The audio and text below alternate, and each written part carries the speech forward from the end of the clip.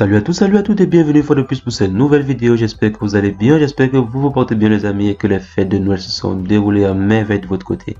J'espère également que vous êtes abonné à la chaîne. Si vous n'êtes pas encore abonné à la chaîne, je vous invite à vous abonner car voilà, c'est une chaîne qui fait quotidiennement des vidéos sur des astuces informatiques, sur comment est-ce que vous pouvez utiliser au mieux l'outil informatique au quotidien. Alors n'hésitez pas, abonnez-vous à la chaîne.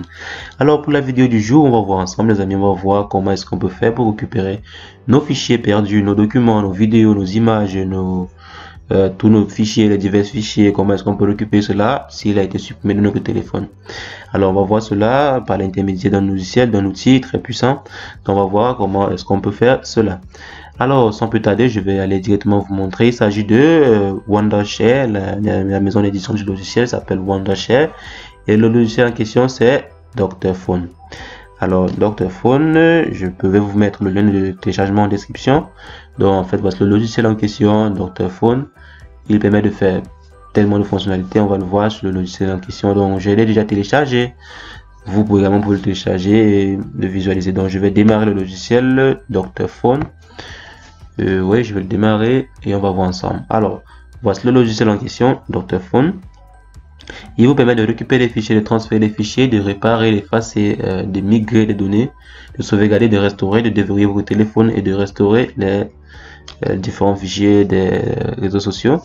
Alors donc si par exemple vous avez perdu vos documents, comme je disais, vous avez supprimé vos informations de votre téléphone, vous avez supprimé vos vidéos, vous avez supprimé certaines informations que vous aimeriez récupérer, vous pouvez utiliser ce logiciel pour le faire. Il y a également la fonction de transfert de fichiers. Vous pouvez transférer les données de votre téléphone vers votre ordinateur facilement avec le logiciel. Il y a également la possibilité de réparer votre système iOS si par exemple il est endommagé. Donc si, je sais pas, vous avez un système qui ne démarre pas bien, peut-être ça démarre, ça plante à un niveau, peut-être le système iOS qui plante et qui ne fonctionne pas bien, vous pouvez le réparer avec ce logiciel. Vous pouvez également effacer les informations de votre téléphone. Donc supposons par exemple que vous voulez vendre votre téléphone et vous ne voulez pas que la personne qui l'achète ou que la personne qui aura le téléphone puisse en quelque sorte récupérer les informations de votre téléphone. Vous pouvez utiliser la fonction effacer pour effacer complètement les informations qui sont présentes sur votre téléphone.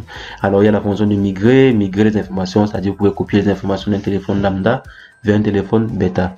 Donc vous pouvez, si par exemple vous voulez changer de téléphone, vous voulez payer notre téléphone quoi. Alors il y a la fonction de sauvegarde et restauration, c'est une fonction très importante. Vous pouvez sauvegarder vos informations de votre téléphone sur votre logiciel ou sur votre ordinateur et puis après restaurer les informations, les contacts, les photos, pour qu'après même si on vous vole vos informations, que vous puissiez quand même avoir une sauvegarde quelque part. Il y a également la fonction très intéressante de déverrouillage, qui permet ici, si par exemple vous avez oublié votre mot de passe, vous avez un téléphone que vous avez oublié le mot de passe, vous avez oublié le code, le schéma d'accès au téléphone, vous pouvez juste brancher votre téléphone ici et activer la fonctionnalité ici.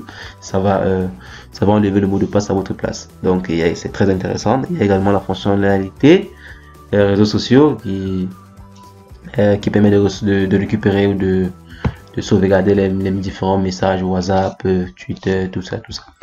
Alors si je viens par exemple là, ou si vous voulez par exemple récupérer votre informations, la première condition c'est que il faut d'abord rendre votre téléphone bootable. Donc il faut essayer d'activer le mode débugage sur votre téléphone. Donc moi je viens de brancher mon téléphone là maintenant, et pour activer le mode débugage on va vous montrer la procédure à suivre sur le logiciel en fonction de votre marque de téléphone. Donc c'est en train de chercher. Ok, c'est bon.